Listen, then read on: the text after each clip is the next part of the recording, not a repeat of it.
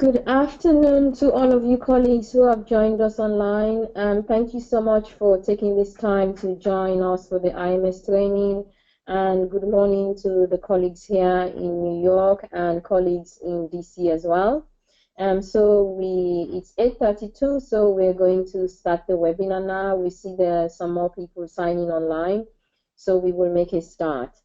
I'm just going to start by giving a short overview of the importance of the IMS, and then I'll hand over to our colleagues from Development Gateway who will run the training session. They will first of all start by giving an overview of what they're going to present, and then we'll start the presentation.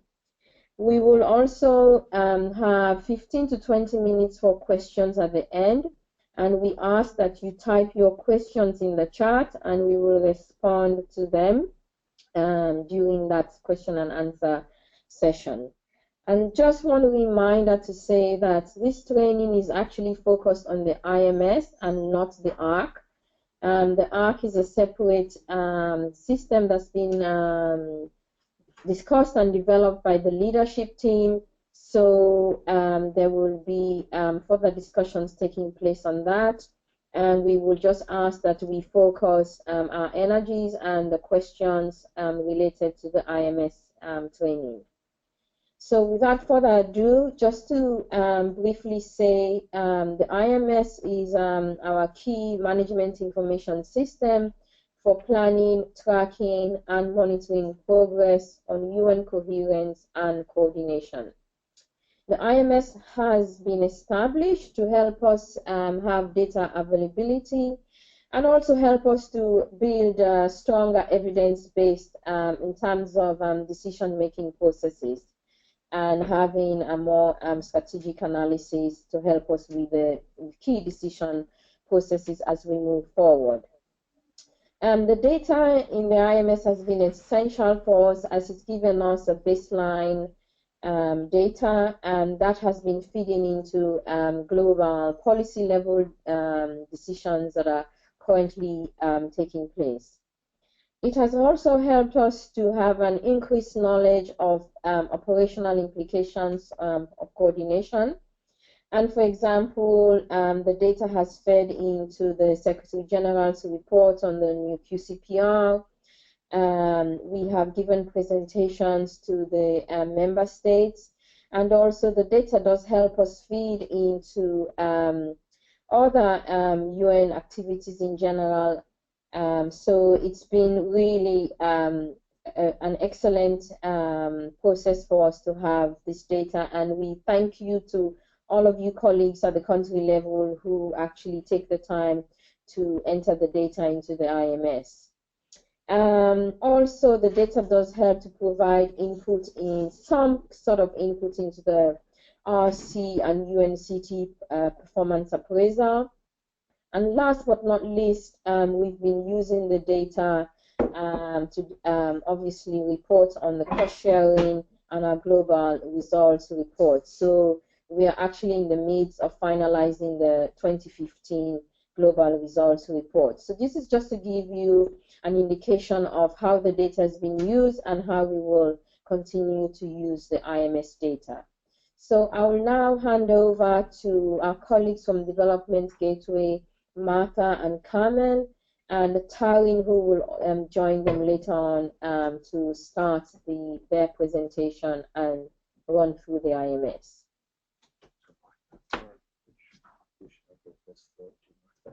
Good morning, everyone. My name is Martha Stade. I work with Development Gateway, and we collaborated with DOCO to develop the IMS.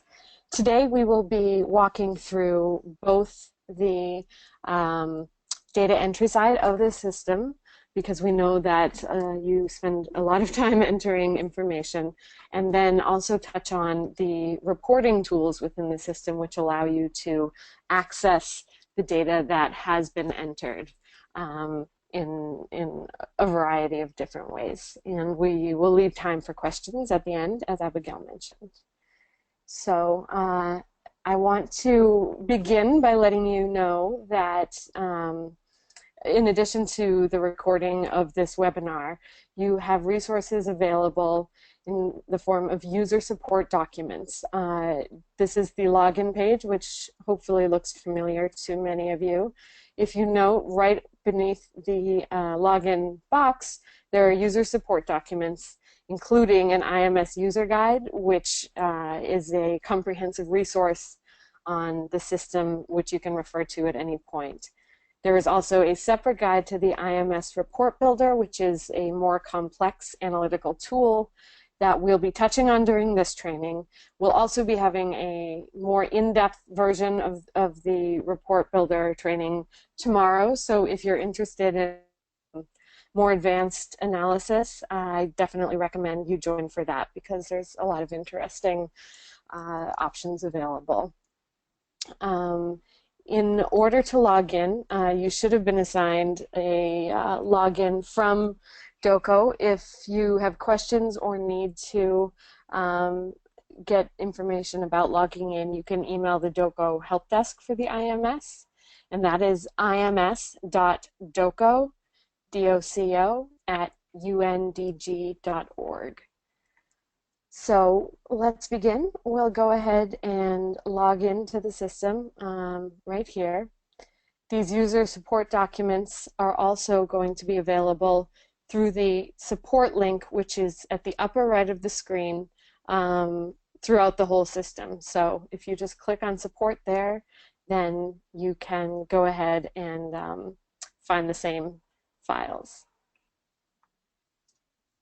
So the information management system, to give you some context to the structure, is comprised of two separate data entry modules and then a single reporting module. You can see all of them here on the home page.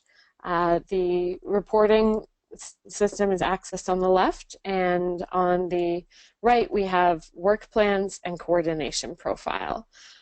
We're going to begin today by talking about work plans, which is accessed twice a year during the reporting cycle for work planning, and then to report on progress against that plan at the end of the year. One of the key features of the work plan module that we get many questions about is the fact that there is a multi-step submission process before the data is considered officially and finally submitted. So you can see the 3 steps to this process listed on the front page here: draft, submitted, and validated. The way this works is once you have completed entering your work plan, you will submit it. At that point, it is sort of in a holding state, waiting for validation. Someone within your office will have validator rights and will need to review that data before finally validating it. So just submitting it is not going to be enough. It will need to be submitted and then validated before it's accessible in the system by DOCO, by other countries, and for reports and statistics. So we're going to come back. I'll mention this a couple more times because it is important and can get complicated. You'll see here that there are 2 different statuses available on the front page for 2016 and 2017. That is because, as I mentioned, there are 2 phases to the reporting: plan and then progress. And the progress for 1 year, in this case 2016, is entered at the same time as the plan for the following year. So you're going to always have 2 different years that you are able to access and work on. One will be in the planning state, that's 2017 here. One will be in the progress state. So I'm going to go ahead and click in here. Oops, my apologies. So here is the landing page for the work plan module. This can be easy to miss, but near the top it shows on the left here 2016 progress, as well as on the right 2017 plan. So we're going to begin by looking at the 2016 progress, but do note that if you wanted to just look at your plan, you could click over here on the right where it says 2017 plan. Another way to access that is through this drop down here, which allows you to switch years.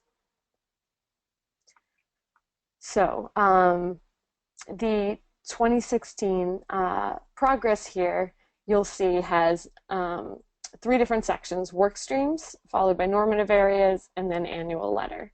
There are a number of different work streams that you can enter information, outputs, and activities in. Mousing over them, just holding your mouse there, you don't even need to click. We'll show you a summary of that section, and you will be able to click between them in order to enter outputs and activities in any of them. Normative areas is the exact same format, just a different set of subsections. And then the annual letter, we'll get to that, but that is the annual letter from the resident coordinator to the Secretary General. So I'm actually going to switch over now to this 2017 plan, because this will show you the first version of the form that's entered when you are entering your plan. The system has the same form for both years. However, when you're entering progress, it will not only have the same data that you've entered originally as part of your plan, it will also show some additional fields that you can use to report on that plan. So I'll illustrate what that means in a moment, but we'll go ahead and view the more basic first version here under 2017 plan. So you can see here we're under the country programming workstream, and the option here is to add an output. The structure of the system is, you can see on the left here, shows you there's a quick links bar which will travel with you as you are entering information in the system and show you both where you are currently, which screen you're on, because a lot of these screens do look similar, even if you're maybe entering information into different work streams or different normative areas. You will also be able to see the structure. So I'm going to change back for a moment to 2016 progress, and you can see on the left here this nested hierarchy, which shows what the system essentially holds in terms of data and how it is structured and presented. So here you are in the workstream section. Country programming is the workstream that's chosen. Then output is the highest level, and within each output you can have activities. So we'll repeat that again during the training. You have your work stream or normative area, output, and then activity, which is hopefully somewhat familiar to you from the planning process. So switching back over here to the 2017 plan we were looking at, I'm going to begin by clicking Add Output. There are a number of required fields throughout the system. These are mandatory. You will not be able to submit your data unless information has been entered into these fields. And those are all indicated by a red asterisk, as you can see here. There are also a number of what are called tooltips throughout the system, which are these orange question marks. If you just hold your mouse over them, you are able to get information to help elaborate what is being asked for with that particular field. Some of them, like this one, even include links to external resources in terms of the handbook here. As you noticed, when I clicked out of the box without entering any information, it highlighted in red that this is a required field. So that's just a reminder. You are not, if you want, you don't need to enter something right now, because you are able to save your form as a draft at any point and return to it. And this is an important thing to note because we do understand this is a pretty heavy ask for you to be entering all of this information. So if I wanted to come back to this later, I would be able to enter some of my information. I can leave even these mandatory fields blank for now because it will only be a draft, and then return to them later. And I'll show you what that looks like in a moment. But we'll begin by entering information here just so you can see what it looks like. So you could enter information there, and then you see it immediately turn that back to non-red. We're not going to go through every field here because there are a lot, and you can feel free to access and look through the system on your own. You can see here that some of these fields provide drop-downs and have instructions. For instance, in this case, you would only be able to choose up to 3 agencies. However, under partners, you'd be able to select as many as necessary. You have some free text entry boxes here. And then moving down, you have expected budget allocation for the year. So as I mentioned, outputs then are comprised of a number of activities. You're going to encounter this output field, and as you'll see, there's nowhere to enter budget information, which can be a little bit confusing. This is because what this particular box is doing is it's going to automatically add up the total budget from all of the activities that you enter, and there's a note here about that for when you encounter it yourself. So right now this is showing a $0 expected budget allocation. That's fine. We can't enter anything here. That's fine. What we'll do is we'll create an activity, and you'll see how that information from within the activities is then automatically rolled up to this section. Just a quick usability note: if you would like to collapse any of these sections for easier use of the screen, you can just click the little green arrow on the left here, and it will collapse that, and then you can reopen it as well. Again, you can keep track of where you are using the toolbar on the left. And this was a later addition to the system based on user feedback from the first reporting cycle. So we hope that it is useful for you in terms of seeing where you are in the process. So we're in our work streams, country programming, output 1, and we're going to create an activity for output number 1. You can see it's labeled there. On the left, you immediately see that that activity is created.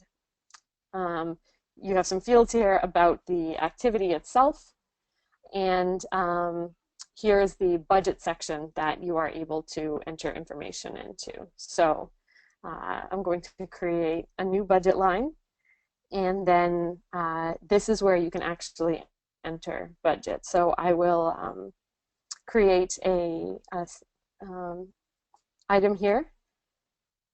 So we are able to say, we'll say that please note that all currency in the system should be entered in US dollars, just because that is how the reporting system aggregates everything in the same currency. So again, please remember to enter information in US dollars anywhere you're discussing budgets in the system. You are able to put multiple budget lines for any activity. So you can see new budget line here. We could create as many as we wanted. If you've created an additional one by mistake, you started to enter it, you realized, oh wait, I don't want to, there's a delete button right here on the right, and it's going to just confirm that you really want to delete that. Let me enter another piece of information here, and then you'll see that the expected total budget allocation right here automatically updated based on the sum of these two budget lines.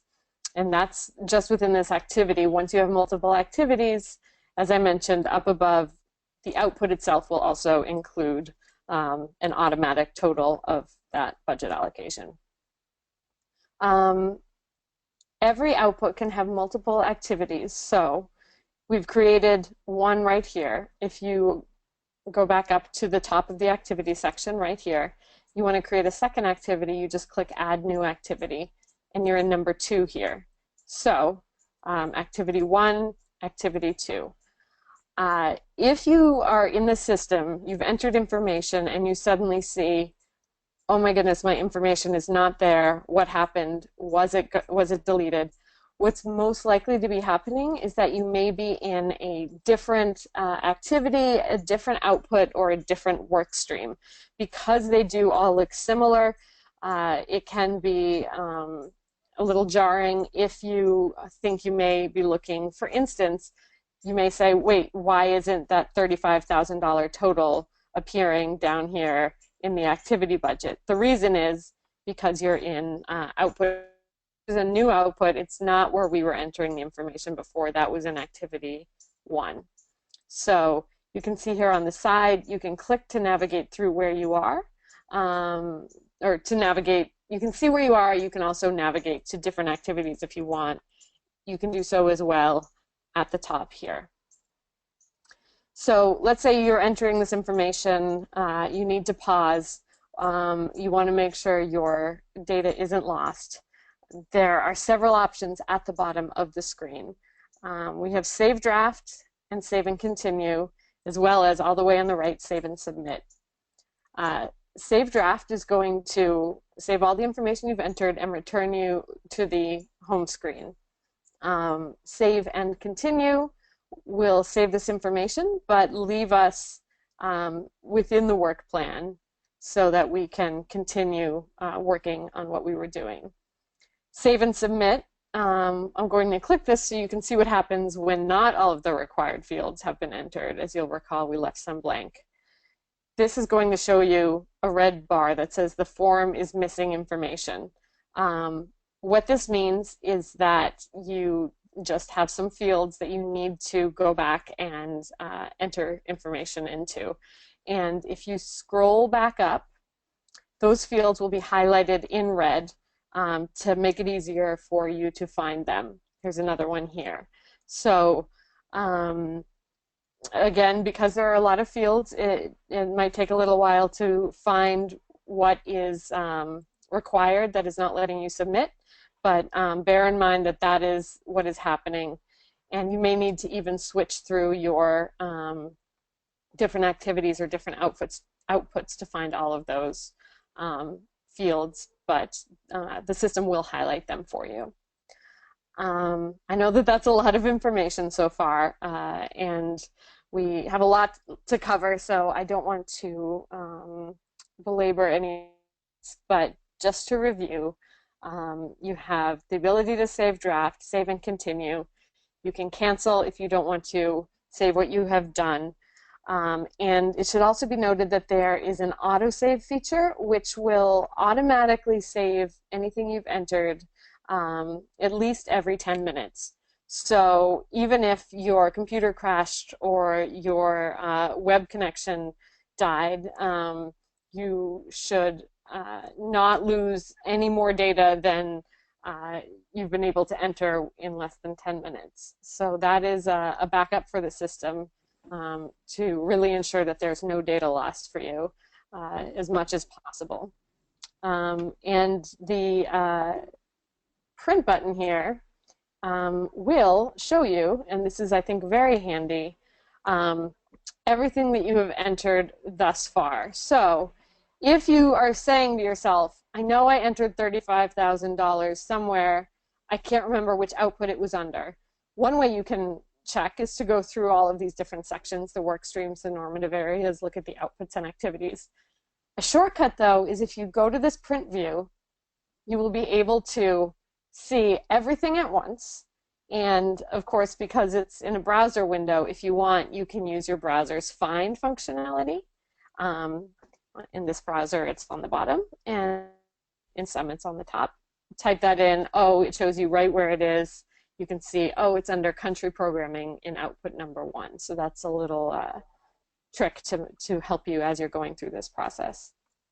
That print view is also available at the very top of the screen. So there are 3 different buttons here which let you access this data that you're entering. So the print screen does exactly what we just looked at.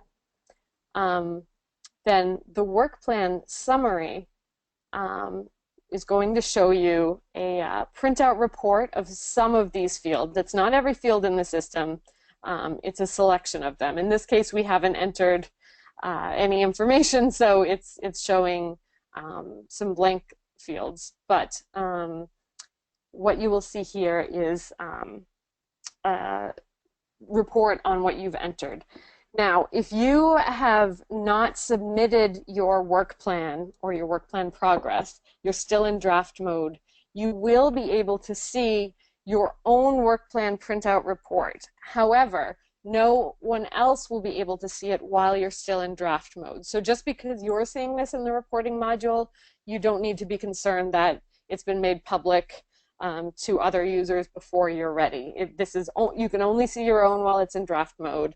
If another user tried to see mine, they would not be able to until I had submitted the whole work plan.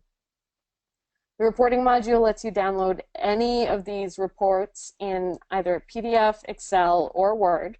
So you can look for these buttons throughout any of the reports that we're going to look at. And then the Excel export specifically over here, the one that we were just looking at would just do an Excel download of this particular screen. The Excel output within the work plans module, the export button, this is going to be a download of all of your information. It takes you to an export work plan screen that is automatically filled in this case, with the year we were working on, 2017. And obviously this is our sample test country, Antarctica, that my user was working on. What you do here is you just click Submit Query, and it will open with Microsoft Excel, and you can see the data that you've entered. I know that some people were used to reporting into a spreadsheet, so this might be just a helpful way to look at and think about the reporting. You can't, of course, enter the data into the spreadsheet. You'll need to enter it into the system, but this is a way to see what you have entered thus far. So in the interest of time, I'm going to speed up a little bit. Head back to the main section. We're going to click on work plans again just to re-enter. And as you'll see, it'll give you a little please wait message so you know it hasn't frozen. It just takes a little while sometimes for the system to load all the data. All of that we were looking at was under 2017 plan, as you'll recall. 2016 progress is the later stage. And as I mentioned, there are a number of additional fields. So you'll see we have expected output, which we were looking at before. There is now a field asking if this output was achieved, for instance. Then a field asking for the actual output. This is similar. You can see this down here under activity. There's the expected activity that you would have entered at the beginning of the year. Then once it has been accomplished, if you like, you can, for instance, flag this as a good practice, which is something that might be shared with other countries because you think it was an activity that was particularly successful. So you'll be seeing additional fields throughout your progress version. Here you'll see actual expenditure, so you can compare that to the initially budgeted amount. In this case, I'm going to choose Save Draft, and actually, before I do that, let me quickly jump over to the annual letter section. What this is the same content that used to be submitted in the form of maybe a Word document or a PDF. It's been broken down now into different subsections, which will hopefully make it a little easier, asking for different pieces of information. So, and throughout this, if you would like, you can click the export, and it's going to bring you again to one of those export screens that we'll be showing in the reporting section. And you'll be able to go ahead and also view print screen. This will give you that overview of everything you've entered. So these are all the questions, and then you can see here the little bit of text I entered. To review, that is the work plan. There is plan and then progress. I'm going to save as draft and head back to the home screen. It'll tell you when the form is saving. Remember that I was talking about submitted versus validated.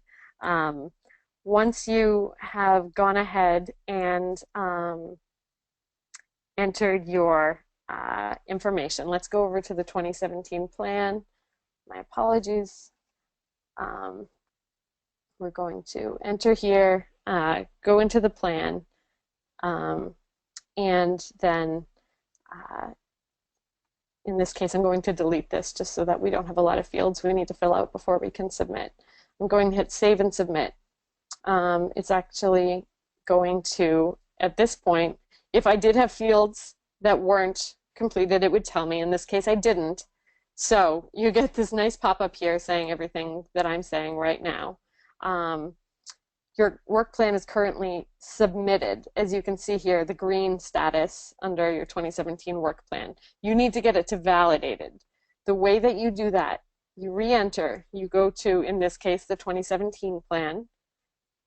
At the bottom, you can see you have two options if you are a validator. Not everyone is going to be a validator, but every office should have at least one user who basically will be able to see this mark as validated button. If you don't see it, that just means you are not a validator and someone else will need to log in to validate this plan. If I want to mark it as validated, then I just click this button. However, if there is something that still needs to be edited, you're not going to be able to edit it right now because everything is grayed out in this holding pattern here that I mentioned. So in order to change any information, you would have to click this Revert to Draft. So again, if you are trying to edit your information, it's been submitted, you can't edit it, you probably just need to revert to draft. Again, that's something a validator can do. But if we want to hit save and submit, we just walk forward through the process again, and I'll show you what it looks like to actually go ahead and submit. Mark is validated, and now you'll be able to see on the home screen, look, validated is the status highlighted in green. Moving along to the coordination profile, this is hopefully a little bit simpler in terms of structure. This is your coordination profile dashboard. There are 14 different sections to the coordination profile. The good news is that you can complete and submit each one separately, so you don't need to sit down and fill out all 14 at the same time. They each have a different completion status. So you can see the majority here are marked as incomplete. However, the delivering as one profile, in this case, that form is, or that section is marked as completed. However, just because you have completed one section does not mean that that data is accessible in the reports. Note at the bottom here, all sections must be completed for any of your country's data to appear in reports. There is an overall status for your coordination profile. You can see it right up here at the top. This needs to show complete, which means all the forms have been completed in order for your coordination profile reporting to be done, and in order for any of that data from any of your forms to be accessible in system statistics or reports. I'm going to just very quickly touch on how these forms look. Very similar, you have some required fields with an asterisk, you have some tooltips here that you can mouse over. There are a number of different items that you can collapse and expand if needed as you're going through. And then at the bottom, you have many of these same status or same buttons. You can save it as draft to just save and close out. Save and continue keeps you here. Previous and next will save it and move you to the form before or the form after. And then save and submit goes ahead and submits it. There is no validation step needed here. So that is one thing that's simpler. You just have to go ahead and hit submit. And then you'll see on the home screen, we won't do it now, but you would then see a change to that completed status. So the coordination profile is a lot of different questions within each section. However, the good news is that once you have completed it initially, you will be able to use that information from that first time in order to report in the future. The majority of your data is going to be automatically rolled over or migrated year to year, so you do not have to re-enter it, which hopefully you will all be pretty happy about. So if you log in for 2017, most of these fields that you would have completed in 2016 will be already filled in with data. So that doesn't mean you're done. You can just hit submit. Two things will need to happen. You need to review the data that's there to make sure that it's still current. Make sure that you don't need to make updates. If you do need to make updates, you can just do so as normal. Some of these fields will not have data because they are mandatory every year to report on. So you'll need to go through and fill out any fields that don't have data rolled over because it's an annual piece of information to report. Then once you're done, you'll just go ahead and hit save and submit again as usual. In this case, I'm just going to hit save draft and head back to the home screen. So those are the two data entry sections of the system. And then, as I mentioned, there is also the reporting module, which lets you look at all different kinds of information in the system. I'm going to click it here, and you can see you have 6 different options for what kind of data you would like to access and what form you would want to access it in. I encourage you to just spend some time in the system looking through, because there are a lot of different ways that you can sort of crunch this data or access it, and being familiar with that will probably be helpful when you at some point might need to rush and grab some information. You'll also be able to see some information from other countries when it has been submitted. Remember, data can't be viewed by anyone else until you've validated it for the work plan or submitted all your forms for the coordination profile. So today what we're going to cover here is the data entry status dashboards. We'll talk about some of the standard reports in the system.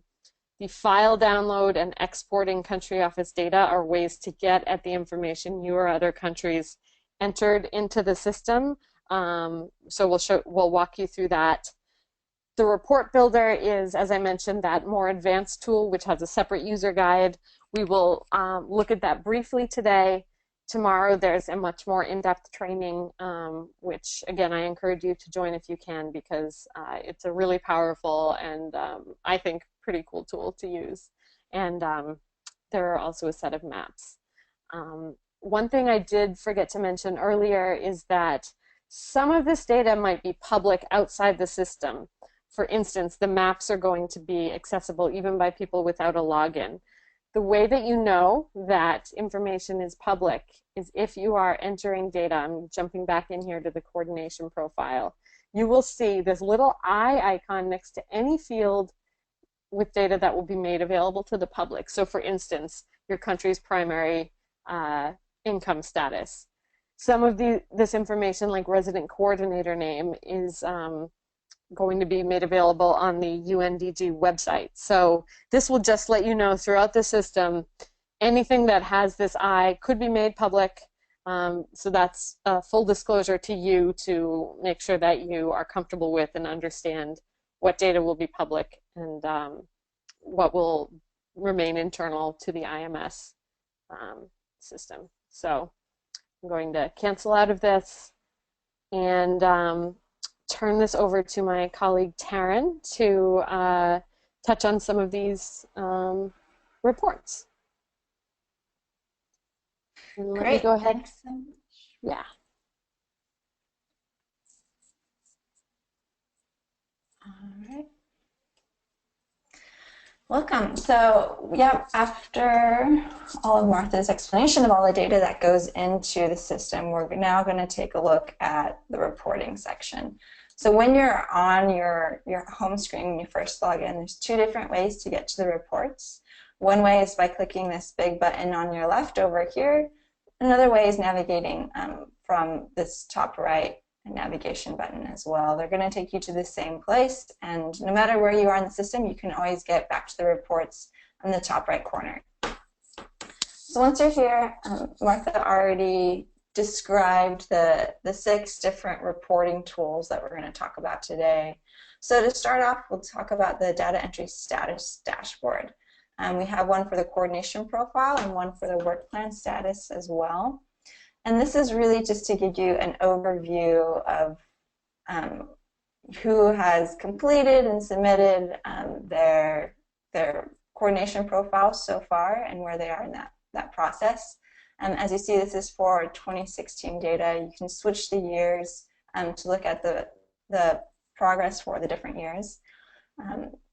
But for this first column, the status column, gives the overall status for your entire coordination profile. But each of these little buttons represents for one of the different forms for the common premises, if it's completed, etc. So if we scroll down to one that has a few incompleted here, you'll see that this won't go uncompleted until all of those different forms have been submitted. There also is a not yet started status for when you haven't started a certain number of fields or if you haven't started it at all yet. Clicking on a country, it will show you the print view that we showed earlier of everything that has been entered for a submitted work plan for when it's completed. Another feature is that you could remove certain regions if you only wanted to look at one specific region or two. Say you wanted to look at Eastern, Southern Africa and Western and Central Africa, you'd hit filter, and then it'll only show you the status for those countries.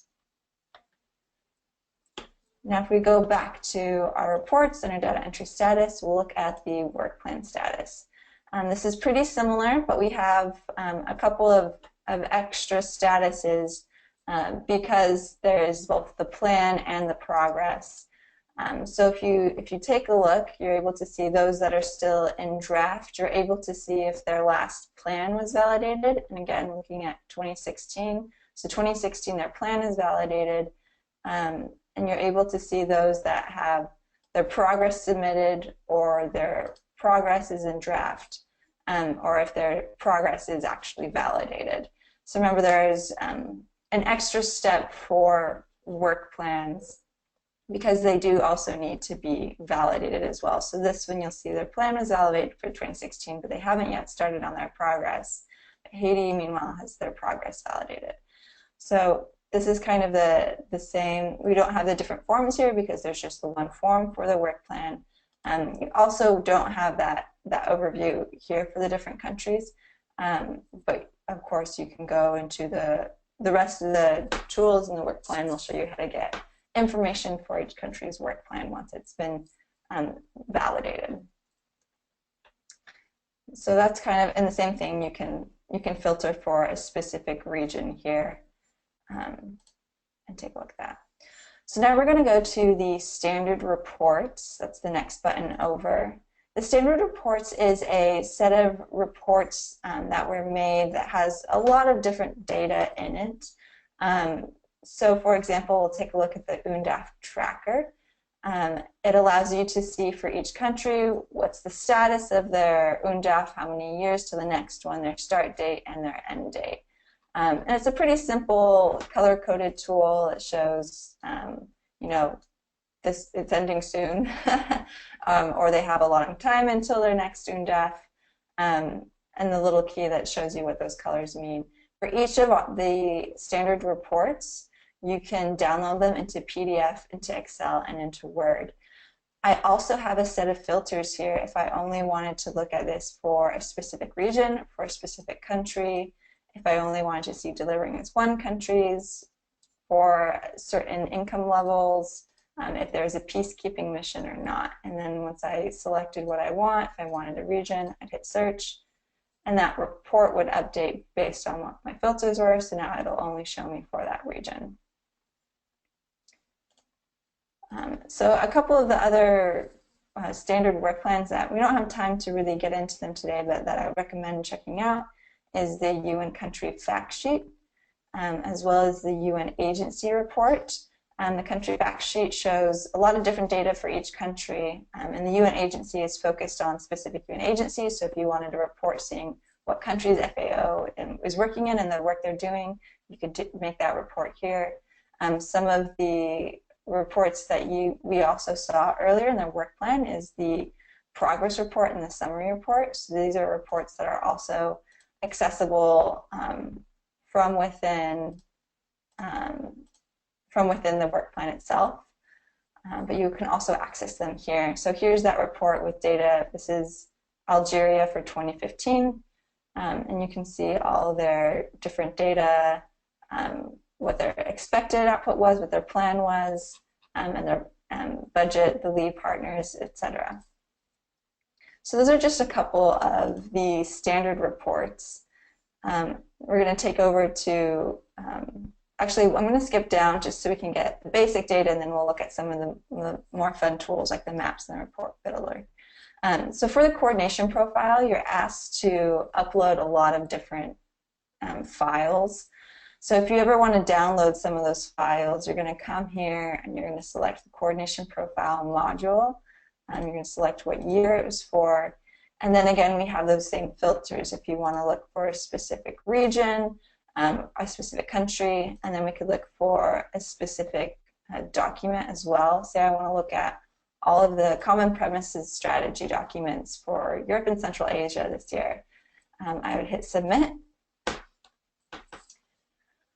and there's no files. So good to know that looks like Europe and Central Asia doesn't have a lot of those, and I'll try just broadening it a bit more.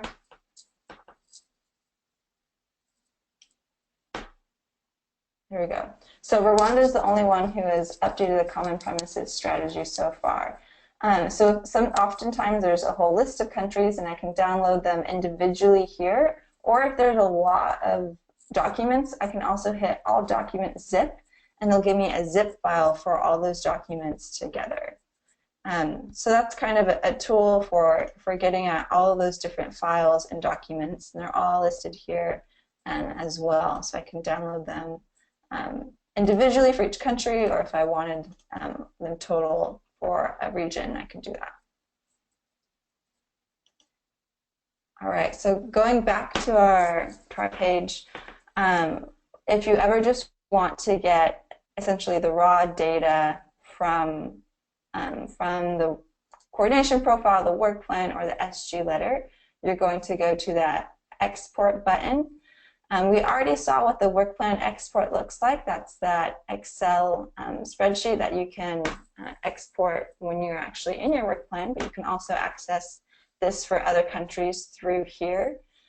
So if you wanted to do this for all delivering as one countries, for example, and let's change this year to 2015. So we want to take a look at all of our delivering as ones. And again, remember that your country needs to be validated for this to show up, for everyone else to be able to see your data. So before it's been validated, it won't show up here. So here's our data for our work plan, and you'll see here that each country is on a different tab, and you'll have all the different data for that.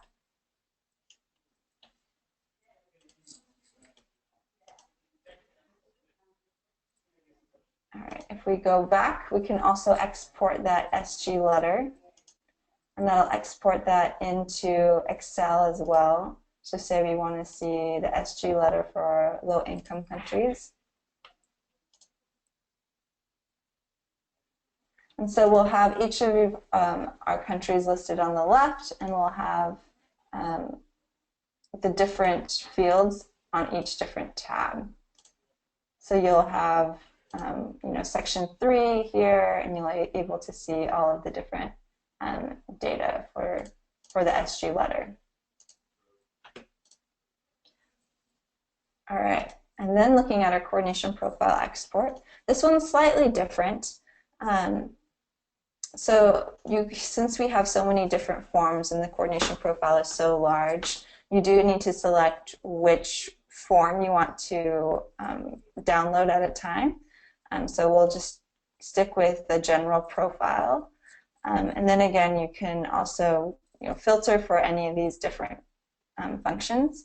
You do also have to select if you want to disaggregate the multi-selects or not. So what this means is in the coordination profile, there's several fields that ask you for, you're able to add more than one response, essentially. You can add a number of different UN partners, etc.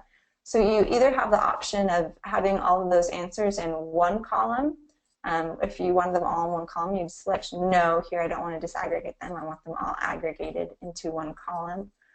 Or if I want them to be in individual columns, I would hit yes. So let me show you what this looks like here, the two different reports. So we'll do it where it's not disaggregated and it's all aggregated into one column. So this is our coordination profile. I have all of my countries listed in each row and the different fields going across. And as I go across here, one example, if you see for the resident coordinator function, I have all of those answers listed in one column here. If I were to go back and select yes, I want this disaggregated, and I run that same report again,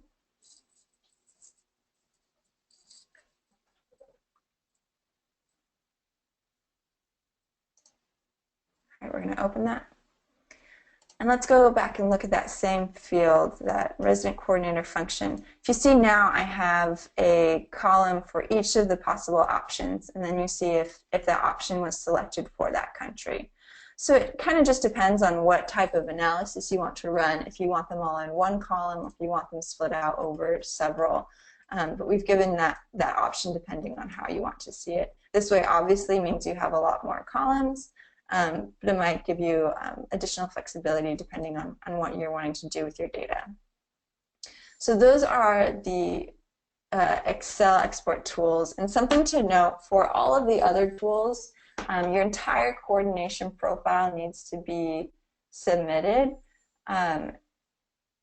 However, for the export, it's form by form. So if you have submitted your general profile form, you should be able to see that here. All right, we're going to go back to our reports, and we're going to take a look at the report builder. So the report builder, as Martha mentioned, is a pretty strong analytic tool. And there is going to be a more in-depth training on that later this week. So if you're able to attend that, it'll give you a lot more insights of what you can do with this tool, because it is pretty powerful. And the way it functions is it's based on what they call cubes. And we've split up for each cube based on the different sections of the system. So under the general profile, we have a cube for interagency groups and for UNCT members, and for the SOPs for delivering S1. And as you'll go through, you'll see you have a general cube, and then how it's kind of split up is sections of the form that kind of have its own mini form within the coordination capacity. They'll have their own queue. So we can pick one of these, and once I've selected it, it'll give me different data that's available in that form. And you'll see I have measures, so I always need to select a measure. So if I want to know what's the number of interagency groups for each country, I'll select that, and they'll be able to give me that number of interagency groups. And I have a lot of flexibility. I can also pull in years, so if I want to split that out by year, because at first it just it'll add all of the different years together. I could also filter out for a specific year. So if I only wanted to look at 2015, I could filter that out by selecting 2015, hitting OK, and it's only going to show me 2015 data. So there's a lot of different fields and a lot of fun things to play with this, because I can also put this into a chart. There's a lot of different visualization tools in here, different charts that you can play with. So it's a lot of fun once you get familiar with it, and you can export that image. So I do recommend taking some time to play with that, and hopefully you'll be able to join us for the more in-depth training later this week. So there's kind of a basic overview of that. Okay, going back to our reports, we now have our final tool that we're going to look at is our maps. So if you open up the maps, and as Martha said, this is something that is public and is going to be public and is a really great overview of some of the data. So we have our countries by status, delivering as one, emission, and UNDAF. So if I open that map up, you're going to see we have 3 separate maps for each of those different statuses. And I'll give it just a second to load. All right. So scrolling down here, you see that it starts on the delivering as one. And down here we have our legend. So the countries that are green, green means that, yes, they are delivering as one country, and gray means no, they are not. And so you can kind of hover over each country, and it'll give you a little yes or no. And then, as you just saw, if you click on a country, it gives you an overview of some of that important information. So is it delivering as one country, time to their next UNDAF, the participating agencies in the UNDAF, and what they've reported for each of their standard operating procedures. And you'll see this is for the most recent data that they've submitted. So this is for 2016 for Tanzania, what they have submitted. I could also turn off responses to these if I didn't want to show certain one for some reason. And then, of course, the Y is countries we don't have available for. I could also filter for a year. I could change the year if I wanted to. I could also only look at specific region or specific income classification. So if I only wanted to look at Asia Pacific, I could update my map and look at just Asia Pacific. If I wanted to download the image, I'll position the map for how I wanted it to look. So say I want this image, and I would hit download. I can export it to a JPEG or a PDF. So once I download it as a JPEG, open that image, and then I have that image that I could copy and share. Let's take a look at the other tools as well. So we have mission as well. And I'll remove my filter and update my map. So this is the same. So this is if there's a mission in the country, yes or no. And again, if I click on that country, it's going to give me that same information for each country on if there's a mission. And our final one is our UNDAF. And UNDAF is a little bit different. So we have a different color range. So if they have less than 2 years left in their UNDAF, if there's 2 to 3 years in their UNDAF, it's yellow. and if they have longer than 3 years until their next UNDAF, then it's green. So you're able to see that, and again, as you hover over, it's going to give that time frame that's left for that country. You can also zoom in by using the plus or minus here, and also double clicking will zoom you in as well. So here's the information for Comoros. All right. So that's the countries by status map. Then we have our last map. So going back to maps, going to progress toward the standard operating procedures. Okay.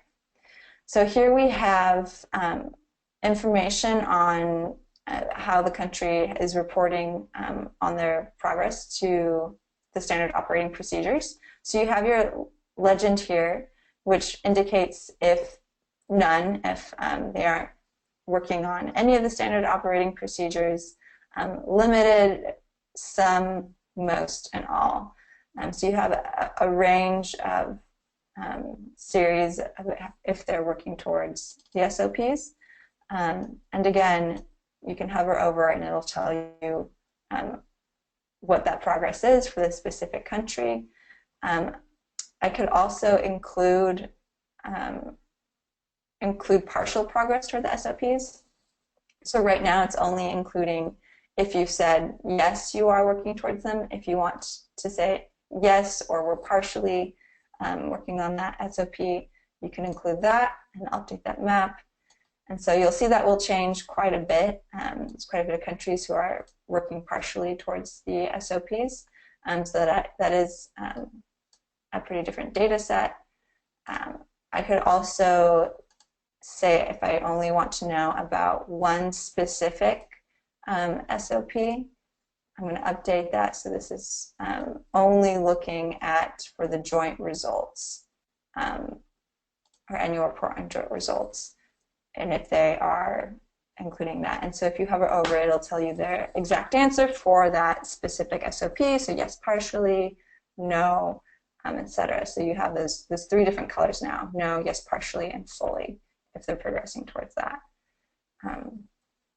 So that's kind of the map. I think they're a great way to get an overview of some of the key information for each of the countries. I know that was a pretty quick overview of the reports, but we know we want to give you guys plenty of time to ask questions. So I'll maybe give it to Martha if she wanted to say anything else before we move on to questions.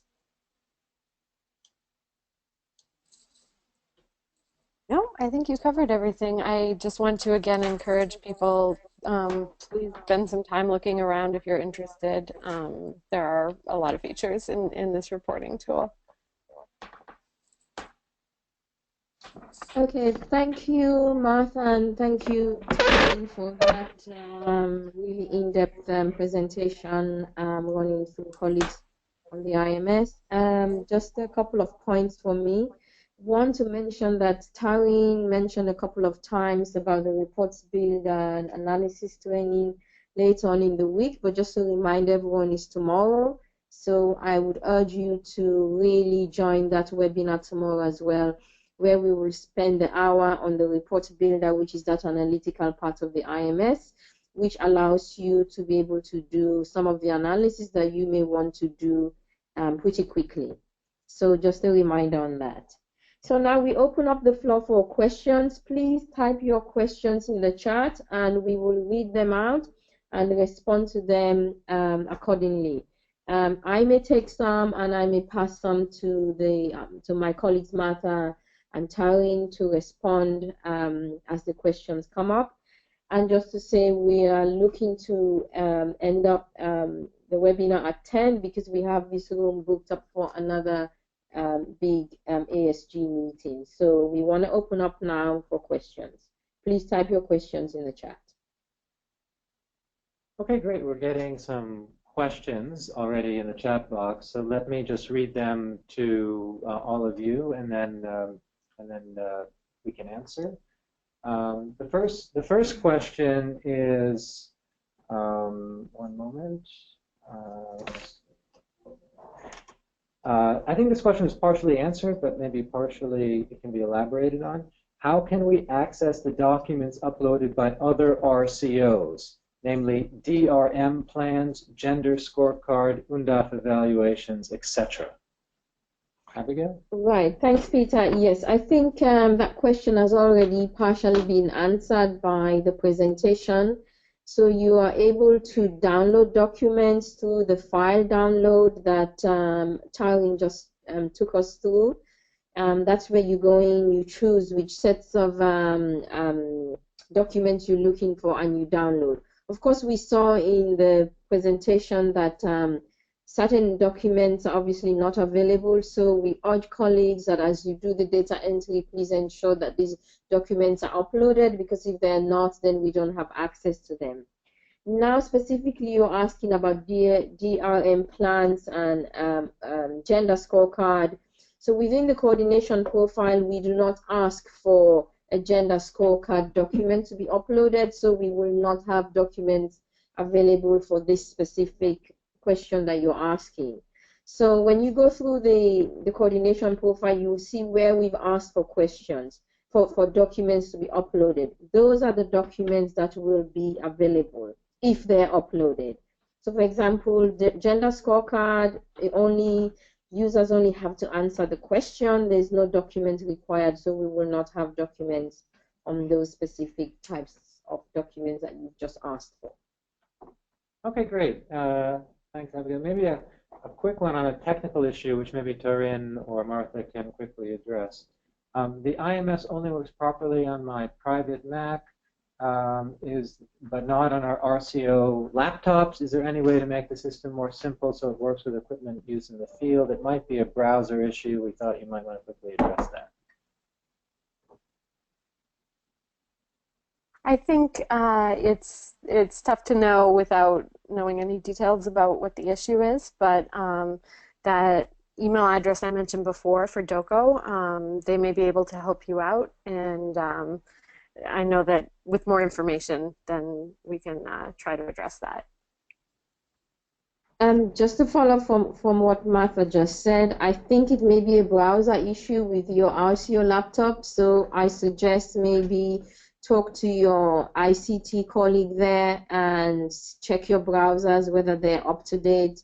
I know the IMS usually works perfectly with Chrome and Internet Explorer and Firefox and all of these, so I'd suggest first check with your RCO ICT person before coming to us at DOCO, because they are there and they're able to look at you, physically look at your laptop and check what's going on. Okay, great. We have about 8 more questions that are currently in the chat box, so let me address one from Gregory Chang, who says, Dear Martha, thank you for the presentation. I have 2 quick questions regarding data entry for work plan development. First, why are we not able to edit to list of, quote, lead agency or, quote, partner when developing the work plan? For instance, some partners might be government agencies or departments not included in the drop-down list. Also, the International Organization for Migration, IOM, is not part of the drop-down list, though seen through the participate in though participates in the UNDAF in Nigeria. Secondly, can the drop-down list be designed in such a way that you can select multiple agencies at once instead of the at-one-time approach? Okay, thanks, Peter. I think I'm going to handle that question first, and then I'll hand over to Martha. She may have some technical elements to add to that. So this is a question that comes up every time. So the agency drop list is actually has the members and observers of the UNDG. So IOM is currently not a member nor an observer of the UNDG. Therefore, they are not on the drop-down list. We understand there's currently a process going on that IOM might become a UNDG member in the next few months. then they will become available in that drop-down list. So we keep it specific to the agencies at the moment that are observers and official members of the UNDG. So any agency you don't see there, then they cannot be in the drop-down list, because we're trying to keep the metadata as clean and as tight as possible. I think there was another part to that question. Drop-down lists with multiple agencies being right. selected. Okay, so the reason why we ask you to select each agency at a time is when we come to do data analysis, the data has to be disaggregated.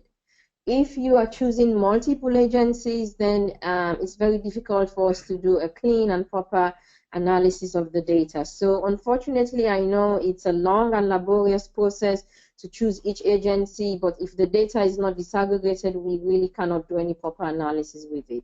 So that is the reason why we ask for the data to be entered in that way. I hope that responds to that question, and I hope, my colleague Bradley just handed me a note here to say on Monday, IOM will become a UN entity. So for the next round of reporting, we will definitely have IOM on the list of UNDG agencies. Thank you, Bradley. Okay, just quickly a question. Someone who logged in a little bit late asking, sorry if I missed the point, I logged in a little bit late. Is a manual for data entry already available for download? Maybe Abigail, you just want to. A manual for data entry. So okay, yes. So I think you did miss the beginning of the session when Martha opened up and showed us right at the entry page before you even log into the IMS, where we have the guides that have been developed that are there to help you maneuver around the IMS, and also the presentation that Taryn just gave at the end actually ran us through how we can export the data and all the other information in the IMS for us to use. So the guides are there, and the last session also just took us through how to access and export the data. And just to add, you can click the support link at the top right of any page in the system and get to the user guide download. Okay, great, thank you. Question from Manukehir Rahmanov. Thank you for the webinar session. What is a time frame for entering the data into the IMS start to end? What is the time frame? Very good question. Last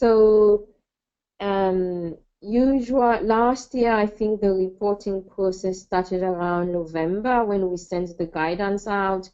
And we did ask for reporting to be completed by March. Of course, we had quite a number of countries that were lagging behind, and we had to do quite a number of follow-up. So this time around, actually probably going to open up the reporting process earlier. So we're looking at maybe sometime late October, but I can't give you a definitive date now because we have to prepare the guidance and give a longer reporting process. So if you're starting in October, and then we expect that reporting should end around March and April at the latest.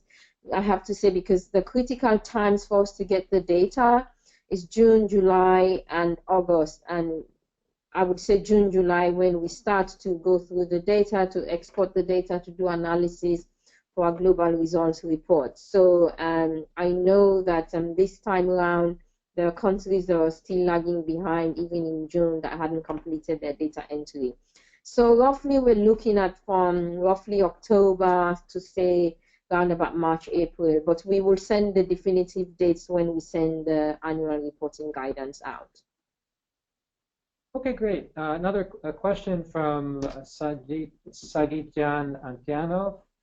In MAPS, does it have feature to analyze data inside the country by regions? Martha and Taryn, can I hand that over to you? Sure. I'm not entirely sure what you mean by analyzing data inside the country, but yes, you can view information by region. So if you go into the map, and let me see if I can actually share my screen with you. No, I don't have the presenter rights right now. Just hold on, we're giving you presenter rights so you can do Okay. it. 1 second.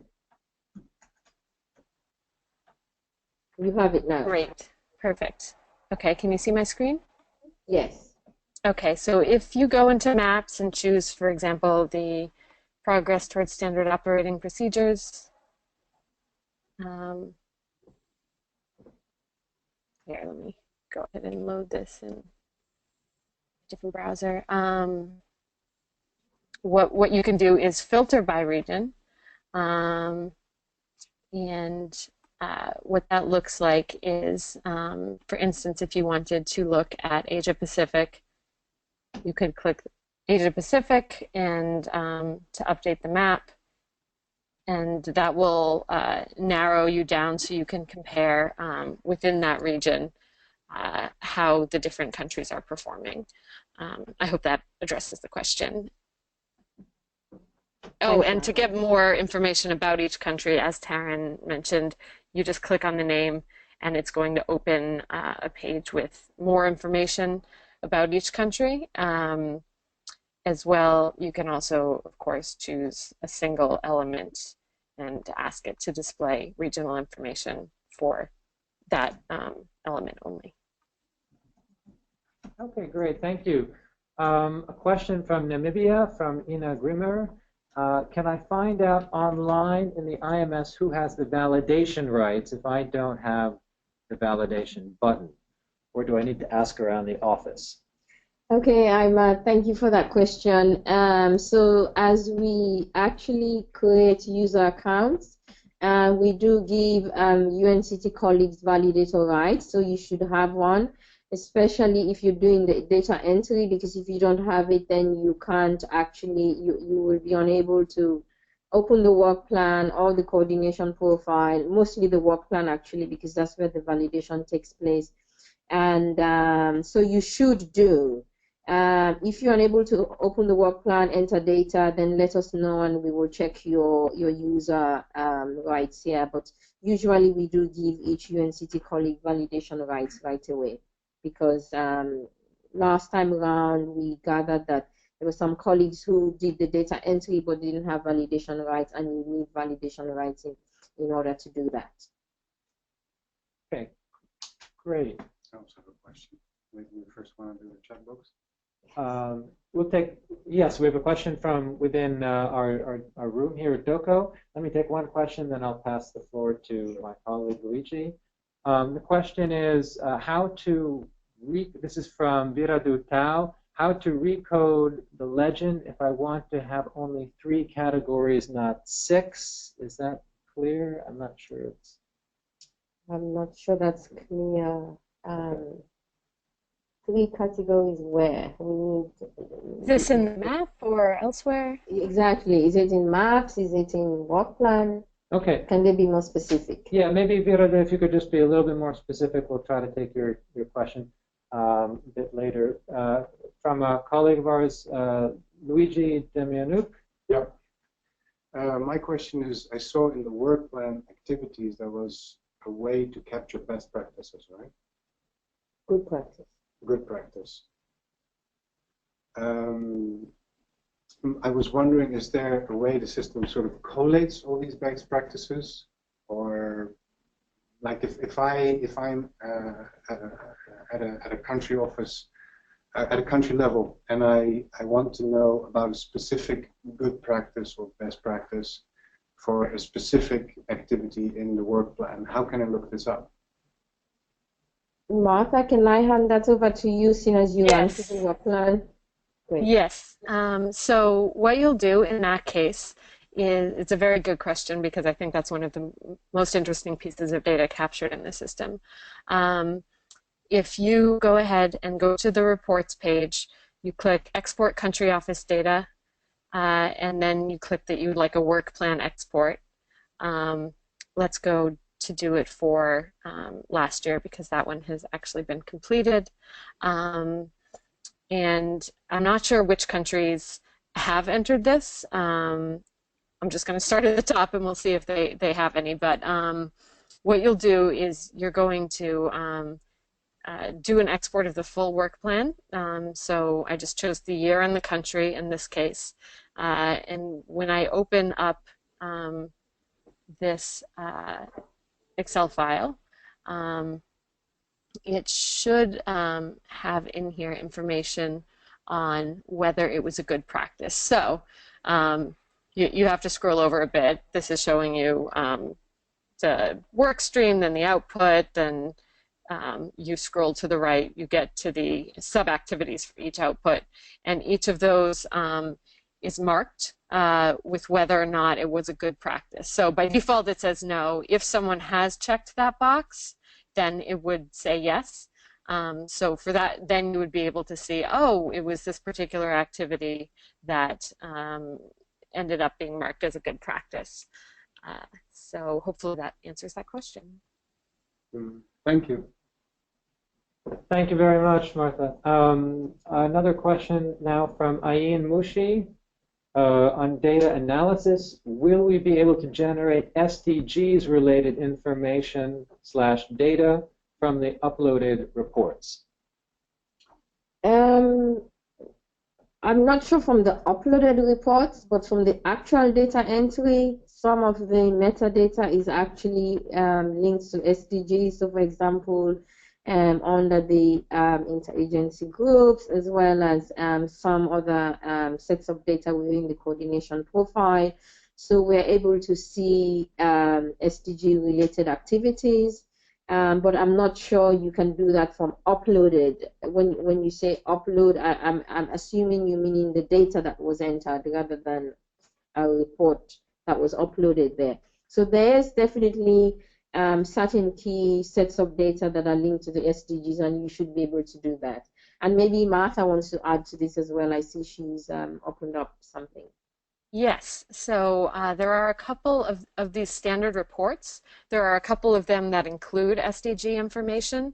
So one of them is the country fact sheet, which is a wonderful overview of a particular country's data. So what I've done here is generate the fact sheet for a single country, and then if you scroll down to interagency groups, some of these thematic areas are tied to specific SDGs, and you can see from the SDG icons which ones were entered for each of these interagency groups. So that's one option that you have. If you also go into the UN agency report, which generates information on a given agency's activities globally. If we look at DPA here, then you can see, for instance, in the region Arab states, in the country Yemen, DPA participates in interagency groups that focus on these areas, and when those areas correspond to SDGs, you have, again, these icons here. And as usual, you can download any of these reports as a PDF, Excel, or Word file. Thank you, Martha. Okay, I think great. we have 5 more minutes, so we're going to take as many as we can in the 5 minutes and then wrap up. Yes, we have a question from Ina Grimmer. She says, editing data. We are at least 2 IMS users with editing rights in our country office. Can we access and edit the country data at the same time, or do we have to work at it one after another?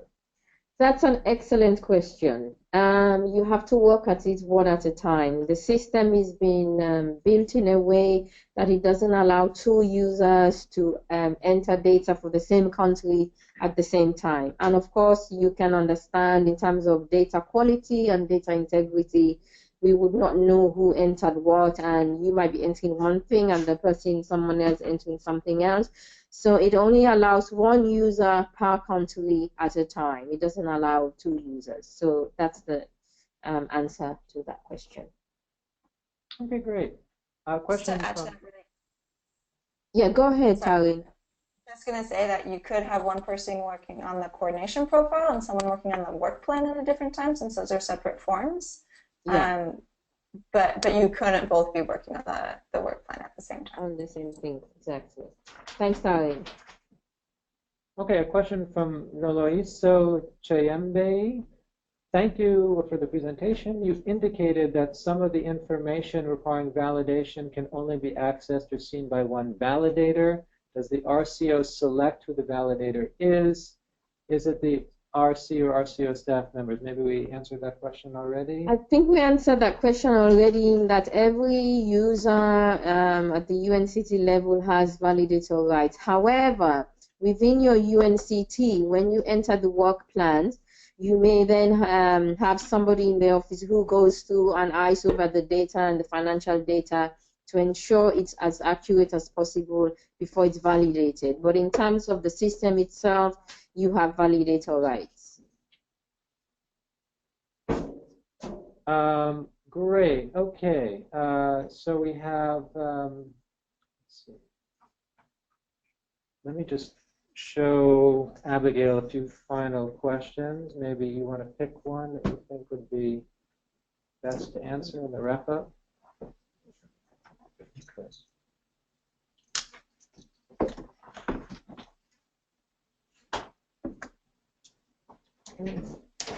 Okay, we're just looking through the questions now.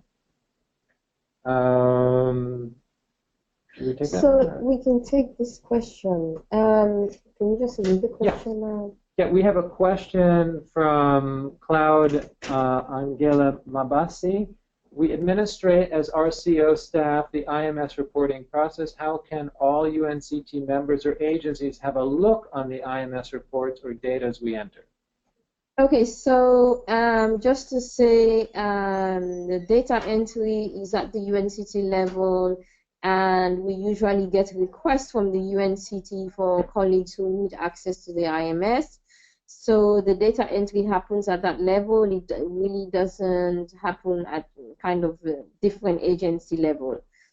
Secondly, we've just actually approved a process now whereby we will be opening up the IMS to other UNDG members, those who will only have viewing rights. So they'll be able to see some of the data in the IMS, but they would not obviously have access to enter data, because data entry will only happen at the UNCT level, and requests come for those access, and only those colleagues are given that access in terms of data entry.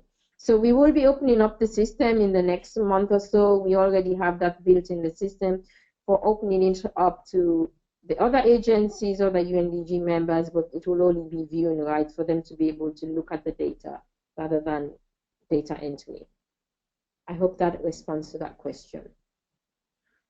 Okay, we have maybe a last question. Thanks for the very nice and comprehensive reporting features. Good for getting overview. Yet, this is from Thomas Emil Jensen. Yet I am concerned over data quality. There will inevitably be a push to appear well in terms of compliance. Beyond in our country validation, does DOCO or regional UNDG engage the data critically? Thank you. That's an excellent question. So when we had the last round of reporting, so in effect the 2016 coordination profile data and 2015 work plans, what we have done is we have actually developed and implemented a data management policy here in DOCO, and one aspect of that policy actually responds to the data quality issue that you just raised. And what we did last time, and we're going to continue implementing, is a data validation process. So we will go through the data here, looking at different sets of data, different colleagues who obviously have the different technical expertise, and overall our country and regional support team will have a close eye over the data. And where we see the discrepancies or information that we think doesn't look right, may not look accurate, we will actually go back to UNCT colleagues for them to check that data, or we may actually have the correct information here, and we may ask countries to change that data. So in effect, we have put in a validation process to ensure data quality and ultimately kind of ensure the integrity of the data. So that was an question, and a good question to round up with. Okay, great. I think we're done with the questions, so pass the floor, Abigail, to conclude. Yes, so thank you so much. I know for a number of colleagues it's already late your side, so thank you for taking the time to go through this webinar, and we hope you'll be able to join again tomorrow for the other critical training. So it's good evening from me and good day to the colleagues here in New York. Thank you, and thank you to Martha and Taryn and Carmen from Development Gateway. Thank you.